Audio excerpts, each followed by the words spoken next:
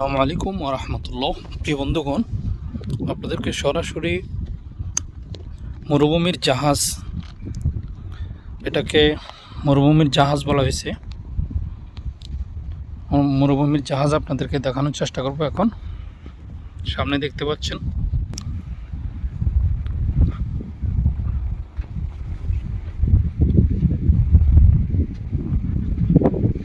এই যে উনি হচ্ছেন রাখাল সুদানি ভাই।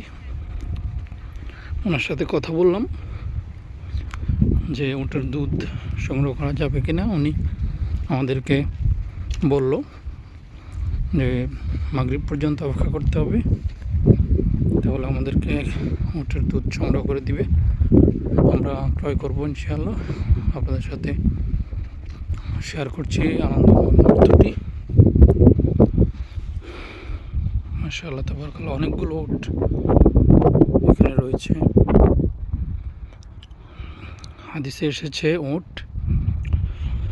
6 মাস পর্যন্ত খাবার তার রিজার্ভ ট্যাঙ্কিতে রেখে সফর করতে পারে। আল্লাহ তাআলা তাকে সেই শক্তি দান করেছেন। উট তার অক্সিজেন পর্যন্ত ভিতরে রিজার্ভ করে রাখতে পারে। যখন ঝড় তুফান আসে, সে তার মুখ বালুর ভিতরে